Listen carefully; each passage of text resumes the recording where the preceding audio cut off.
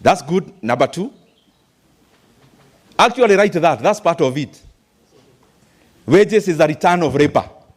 Is what you are paid to offer your labor. Interest income. Interest income. Very good. Write that, by the way. You are already economists, you guys. Number 3. Farming income. Farming income. That must be specific. You call it profit. Now, you don't call it farming income, call it profit. Remember, we are dealing with final incomes.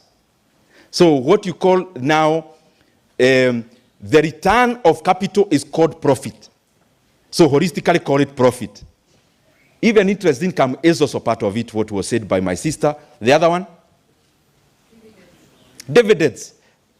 You can call it dividends, but it may form part of the profits. But just write it. Rent. Remember, rent is an income to the landlord. It's also a return of capital into some way. Any other? Let me see whether we've forgotten. Taxes. Tax is an income to government. Remember, government is also an agent of the economy. They receive, they expend. They are also part of the G up there. I hope you have gotten what I mean. The incomes, we measure the incomes received, we aggregate them. That is also a measure of how the GDP is performing. Even subsidies is an income to the recipient. When the government, for example, gives a Nuga subsidy, it's not the shopkeeper who is receiving the subsidy. It is you, the end consumer. So it becomes an income. Now, let's go to the final one, so that now I go to the main point. This is just the groundwork. The other one is called the production approach. And to me, this is usually the most important. And we'll dwell most of our points around this one. Production approach of the economy measures all the goods produced at the final level, but it segments them per sector. It segments those per sector. But there are only 3 sectors in this approach. One is called primary production. What is primary production? Primary production is anything in any sector that gives or produces commodities without any value adding. So one is agriculture. When you eat a mango, it is all natural.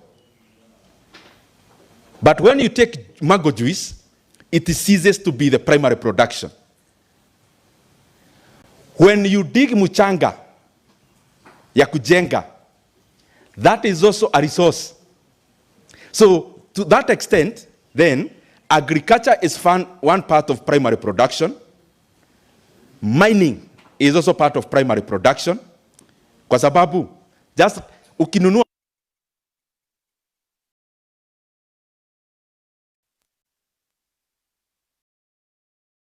mawe, simeshika? Ukinunua mawe ya darugo, nilikuwa nimesema hiyo kwa sababu watu wanasema mahiga ya darugo. Ukinunua mawe ya darugo, what are you buying? Have you ever asked yourself, you know, as human beings sometimes we just dump how we are creators. Just look at this house. What has a human being created in this house? Just ask yourself, mawe iliendewa darugo. So who created that mawe? It's not a human being. They just took, shaped it, and built. This wood over here, who created it? It's not a human being who created this wood. Even this down here is wooden.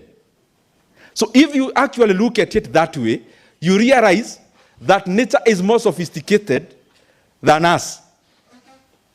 So primary production, hiyo mawe, mchanga, is also part of mining. Fisheries is also primary production. Forestry is primary production. When you hear the government has removed moratorium on logging in forest, is also a part of the economy, primary production. Now, in Kenya, we call it agric. It's like agriculture, but it encompasses other things. Approximately, it accounts for 18% of our GDP. Please write there because we'll be interacting about that. Write it as a formula. GDP is equals primary production, then unaandika hapo chini what is primary production of the things I've listed. Then, the second part, plus. The second is called secondary production. Secondary production is manufacturing and the associated. So manufacturing, transport, storage, transport is not there, sorry. Manufacturing and anything around manufacturing, value addition. Industry. That accounts for 17% of our GDP, approximately. Now, the last one, plus, is called tertiary. Tertiary accounts, tertiary is banking, insurance. All that you do, most of the CPAs, is in service because you offer your brain. The biggest resource for you in your office is not a vehicle, is not the building, it is you. So you're also part of this now. Banking, insurance, hospitality, that is tourism holistically. Transport is also part of it. Transport, there is a thin line. The part that there is a consumption of fuel in a daga industry. But where there is, in terms of service, it is in service. Storage, all that. Now, look at this now. All those things is a circle. It's the same thing I have said if you look at it, zoom it. Because I've talked about expenditure approach. Consumption plus investments plus government plus net imports. Then the other one, I've talked about incomes, income approach. Number one income is tax. But tax is the one that is government up there. The other approach that had government expenditure, and this is the other one that has tax, those one cancels out. Because tax is what becomes government expenditure. When you talk about profit, down here, and anything else that is a return on capital, is what becomes enhanced investment up there. What is wages in the income approach is what becomes consumption in the other expenditure approach. But they are all important, and they'll be important as I make the point I want to make. So now that Kenya is where we are, let's say an economy of a GDP of 18 trillion shillings, approximately. Now, what are the low-lying fruits in those formulas that then can bring about the expansion of the left-hand side, which is the GDP?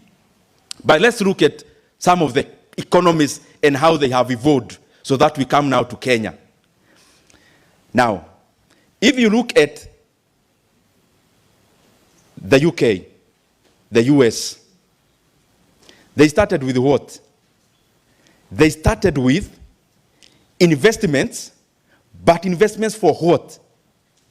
Please get me, because in my opinion, I think if we crack this nut as Kenya, then there is so much we can do. They started by investments, growing investments. It's called capital accumulation. But after you accumulate capital, it is supposed to be used for what? When you accumulate capital, remember you are importing this capital as a growing economy. But I'm still in the UK, US, when they were growing.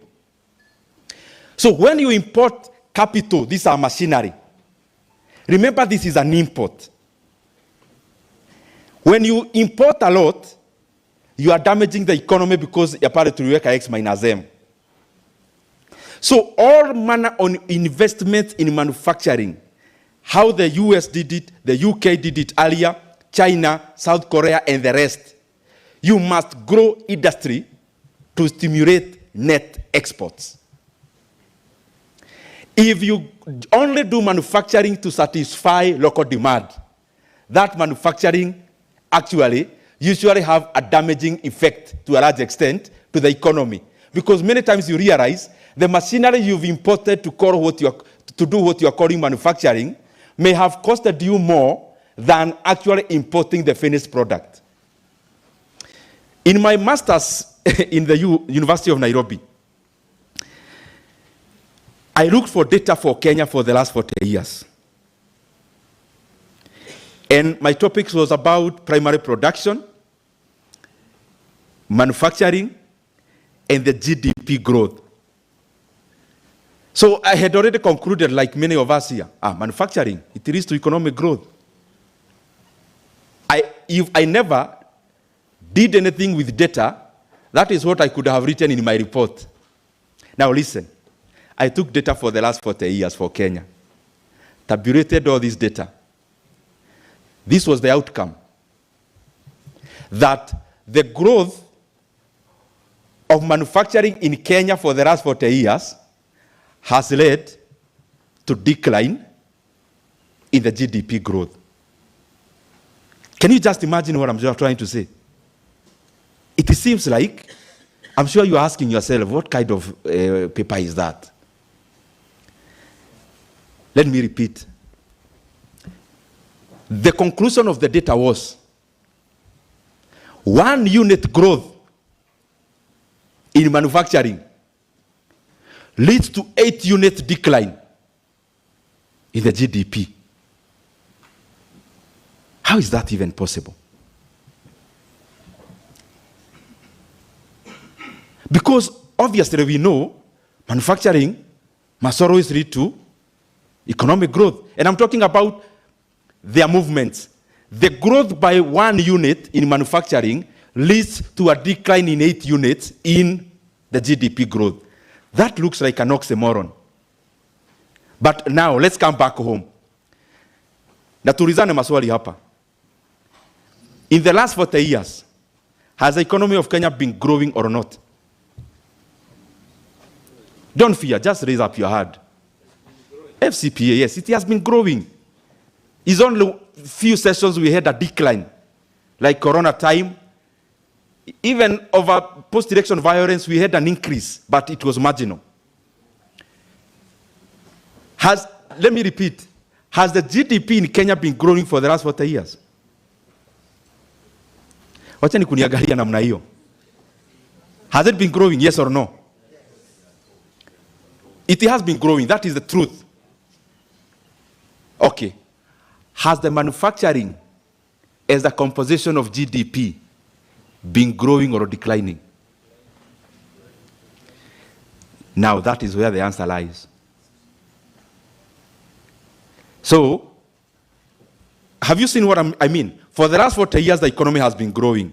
But for the last 40 years, the composition of manufacturing as a share of GDP has been declining. Remember what I talked about, 17% secondary production is not just manufacturing. Manufacturing is part of it. If you remove manufacturing from the 17%, it is around 8%.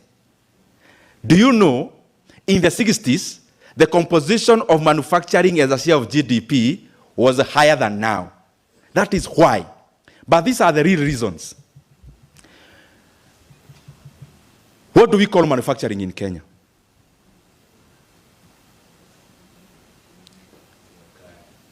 No. What do we call manufacturing? Kwanza wale wasuti. In some cases, we refer to it as juakali. Juakali, that's one. Now let's come to Kenya Association of Manufacturers. Is there anyone representing any company which is part of Kenya Association of Manufacturers here? Or anyone who knows about it? Just mention one company which is part of Kenya Association of Manufacturers. Mention one. Yes, my brother. Bidco Oil Company. Nyamazia hapo kwanza. Somebody to, I need the lady in green, please come. Tulisema hizi darasa. Wacha to disomesha hapa. Hapa.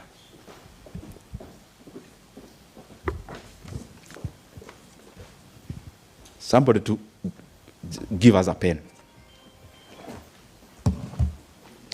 And guys, I didn't come here to motivate you. I came here so that we keep thinking about Kenya critically. So write Bidco. You wanted to say the second one? Say the second one. Very good. Any other? Kenya Association of Manufacturers. I want you to give me who are the members. Yes? Yes, yes, sir. I was mentioning KVM, Kenya Vehicle Manufacturers. Very good. KVM, Kenya Vehicles Manufacturers. So we can put even Isuzu there. Is it? Yeah. Toyota Kenya. Let's put all of them there. Number 3. Flower exporting companies. Higher flower. Floriculture. Yeah, floriculture and even commercial properties. Commercial properties. Let's first put that star. And I want us to reason together. Floriculture is primary production. We are dealing with manufacturers. Kenya Association of Manufacturers. But that's a good point. Put a star. It is not part of CAM. Yes, sir. Yeah, please say it. Coca-Cola. Coca-Cola. Yes. Mabati Limited. Mabati, yeah? Cement producing companies, Simba Cement and all the rest. Weka cement producing companies. Did I hear Mabati? Put that a Mabati. So call it Mabati companies, all of them combined. All of them. The last one. EABL. Put it there. Very good. Now, wacha tunyamazie hapo kwanza. And I want us to be critical because manufacturing is what will help Kenya. But let's look at what do we actually call manufacturing. And if you collect the data I took is in public domain. Go take it, collect it. You see, for the last 40 years, has the growth, because the decline of manufacturing is a factor of GDP, if it's declining, then the GDP should be declining. But now we see they are inverse. That we agree the economy has been growing, but we also agree even with figures that the composition of manufacturing as a share of GDP has been declining. Number 1, we talked about Bidco. Bidco and all edible oils companies. Critically, let's think, are they manufacturers? Think. Go back to the formula we talked about. GDP is equals to consumption plus investments plus government plus X minus M. So in that formula, Bidco, they do investment because they have machinery. But they also stimulate our consumption. We consume edible oils. But now go to X minus M. If you define let me not use a specific name. If you define edible oils companies in Kenya, are they manufacturing companies or are they importers? That is the point. Because if we continue deriding ourselves and lying to ourselves, we will continue doing the same thing, but expecting different results, which we are not going to get. We will have edible oils companies become manufacturing companies that help our economy if 2 things happen. They source or the intermediate, they source the intermediate product here. Intermediate means to make edible oils, whatever you need to make it, if it's not coming from Kenya, you are an importer. If 80% of a packet of edible oil when you buy it, if 80% of the cost you are paying is an import, then you are harming the economy more than you are stimulating it. That's one. But number 2, they'll become truly manufacturing companies when they start manufacturing for other markets, not just for Kenya. Why is that important? So that the machinery they have imported to do whatever thing they are doing with edible oils, their value becomes less than the production you are making. So that you cover up for your net imports. You cover up for your net imports by exporting. So I wish they were importing these intermediate goods and products, manufacture edible oils, then sell them at a premium in the outside market. But if you only produce for the local markets, and the bigger component is an import, that is the reason why there is no manufacturing that is happening there. The second one here, my sister wrote, is vehicle manufacturing companies. In the CAM meetings, these companies sit in front. Tell me one vehicle manufacturing company in Kenya. The ones you mentioned are not. KVM is not. Isuzu is not. Now look at it this way. When you go to Isuzu, I can use Isuzu because it's a public company. Government has a stake in it. If you go to Isuzu yard today, is it manufacturing that is happening there, or is it assembly? Now, the value of assembly versus the value of what you imported, what is higher? The value you are adding to this part and this is only assembling them. Between that value of assembly and the value you accrued by these imports, which value is higher? It is import. So is that an import company or is it a manufacturing company? You may see it. I think those two examples suffices. That, as we talk about manufacturing in Kenya, let's now stop wearing suits and speaking big-worded English. Let us go to where the rubber meets the road and confront the problem there and then. If you go to a country like Morocco, Morocco is now overtaking South Africa as an auto economy in Africa. But they are doing real manufacturing. They are not just doing assembly. So those real manufacturing are important because you must be mindful when you are a Mabati company and you are importing iron ore. So what are you doing? Just compressing Mabati and selling. So we must, as a country, look at, if we are talking about manufacturing, it is actually real, but it also targets outside market so that you pay for your net imports. You pay for your net imports by also exporting. Hey, it's so much jargon today, lakini mutanisamehe. I'll highlight a few points as I go to the close. How do we enhance productivity as a country? But before that, so that this makes sense, those formulas I made you right. I talked about US. US grew by what? Starting by manufacturing. Manufacturing for what? Exports. UK had done exactly the same before. How did South Korea grow? South Korea came up with a model called export-led growth economy. The economy of South Korea grew on a model which is actually now studied, called export growth economic model.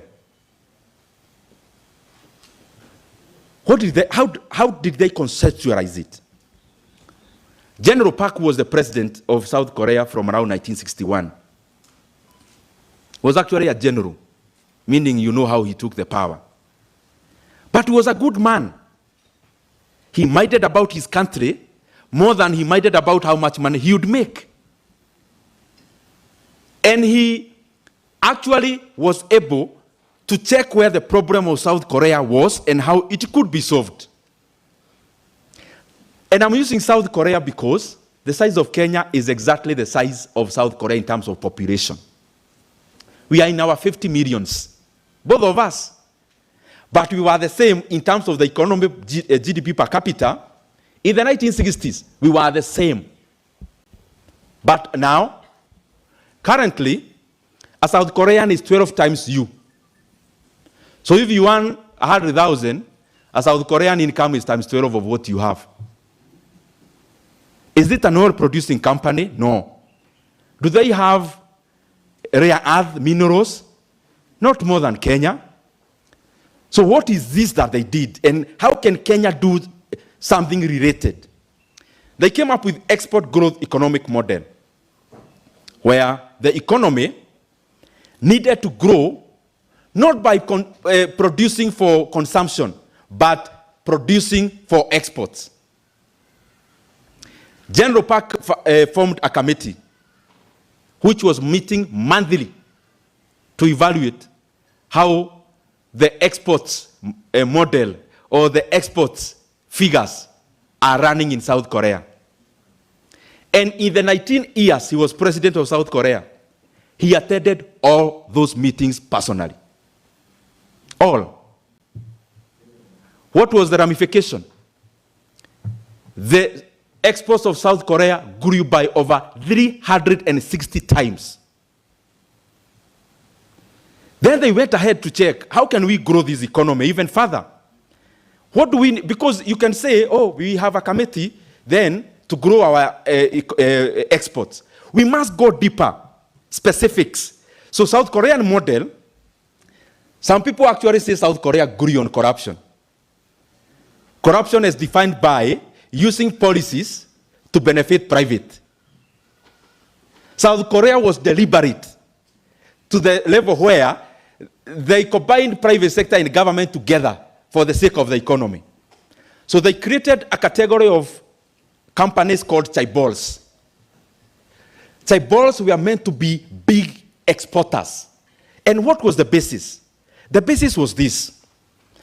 If we needed to have, or if we want to have a company that can compete globally, let's say in production of zips, or buttons, or ties, if we need that company in Kenya, it must be very high scalable.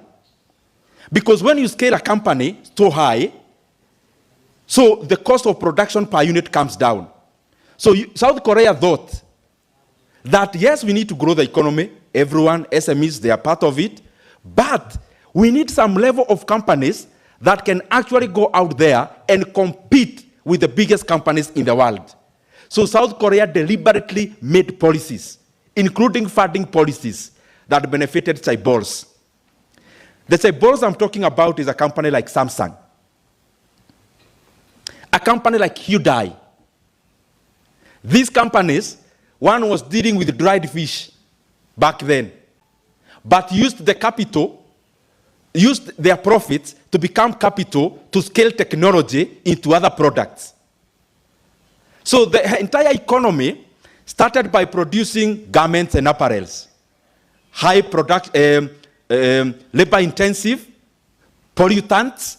That's how all the economies grow. You must first adopt labor-intensive products, pollutants, what every other person is looking at to run away from. Even them, they grew from that. Garments, apparels, then they upgraded to plywoods. The plywood is an upgrade. But manufacturing for export, plywoods then came to what? If you look even when we were growing up, Nini, they were either Japan, South Korea, Chinese. With low quality, low technology, not low quality, low technology. Then the same company plows back the profits. Now Samsung, in the year 2024, their research and development budget was higher than our entire budget in Kenya, one company in South Korea. Why?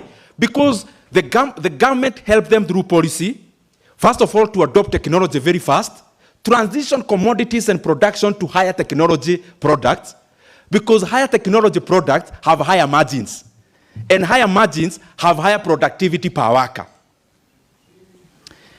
China from 1976. You know, sometimes these stories are given and you might think, how is that so sudden? China was being ruled by Mao Zedong. Mao Zedong was a uniting factor. He made the Chinese people to be who they are in terms of the country. But during his reign, there was something called the Cultural Revolution, where he was trying socialism, at the people to go into the farm, at the farm, then the product belongs to government, at the munagawiwa kidogo. You know, that's not how the economy works. Economy works through selfish interest. So hapo hakaenda kobo kidogo. And it led to millions of Chinese people dying out of hunger. Then he departed from this world in 1976. In 2 years, there was some vikwazo hapo, the wife and some people called the Gang of Four. We are trying to subvert Deng Xiaoping from becoming president of China. But he succeeded in 1978. Now, this is what happened. One day, Deng Xiaoping was visiting Singapore, and he was astounded to see that homes had fridge. He went back to China, at the normal home has a fridge. Just imagine. Then, after he went back to China, he remodeled the Chinese economy. First of all, he opened it up. After opening up, he now started the same model of South Korea. Labor intensive, kwanza. So, China also got something called adoption. It's like copying, so to say. So they could see a technology happening somewhere, no need of R&D, no need of tiring your mind. There is this shirt, start manufacturing that shirt. This tie, they start manufacturing exactly it. Why? The labor was cheap. So this company manufacturing a tie maybe somewhere in England, China would produce exactly the same tie by adopting other people's technology, and then produce more ties, and actually make those companies,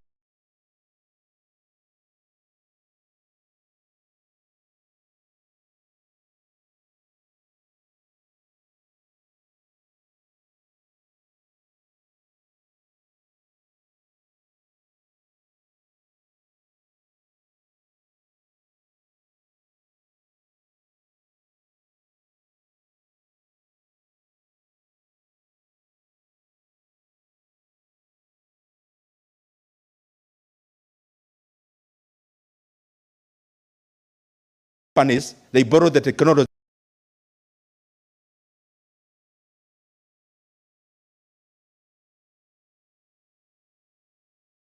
Because you move from low production, from labor intensive, you still on productivity.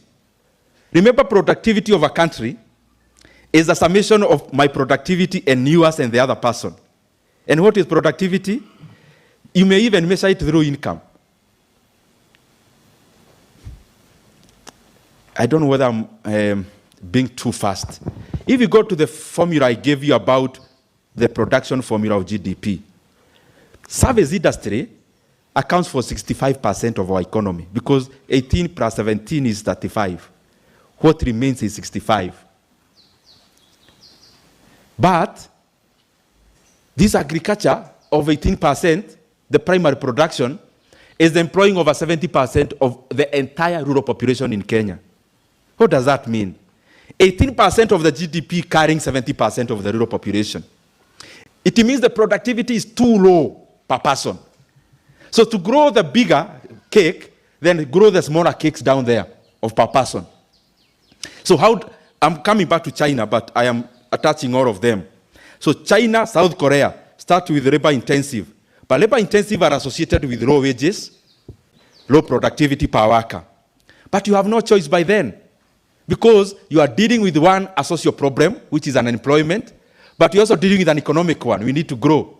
So labor-intensive industries expand job opportunities. So you solve a social problem. But because the labor is cheap, your products become more competitive. But after that, the same China we know, 20 years ago, they were taking this type, producing it. But now, gentlemen, within a short time, the economy lands. Not just copying and adopting other people's technology. They start now inviting other people who want to manufacture in China. So you go there as an EV company. One of the things you have to sign is that you'll be sharing your research and development to the government. Your findings of R&D can be accessible to government. But there is no bigger whale than that. So companies go there because they think China is very robust in terms of the size. They establish companies, but the guys are intelligent. They are just taking up research, development. Now the reverse happens. Now the China we are talking about today, guys, they have the largest EV manufacturer in the world. Not using other people's technology. Their technology is higher than the Western technology in terms of EVs. Their batteries are higher technology than the ones Tesla is using. Their production per vehicle is more efficient than the one Tesla is making. Within a very short span of time, an economy moves from low productivity, labor-intensive sectors, upgrades to higher technology ones. Now they are at the apex. As I talk to you now, the rare earths that are meant for AI, China knew that over 12 years ago. They came up with a policy. Now the entire world realized last year that the entire rare earth in the world, China in their pocket, they have 70% of that. That's why you see, like the US tries to bulldoze China by some tariffs. Xi Jinping doesn't even call a press conference. He does only one thing. He regulates the imports, not even the exports. He regulates who buys their rare earths. Then after some time, diplomatically, the superpower of the world has to call China on a round table. Moving from low technology, labor intensive, up the ladder, up to the apex. So, in my opinion, Kenya, we still need a lot of labor intensive industries. And these points I will not overemphasize. So I don't want to take not more than 10 minutes to wind up. Kenya, in my opinion, unemployment, there is a difference. Forget about the figures we report called unemployment. Unemployment may deceive you. There's a difference between unemployment and joblessness. There is a word that gets reported is called unemployment. But remember, the definition of unemployment is somebody who has not earned anything for the last 4 weeks and somebody who has not actively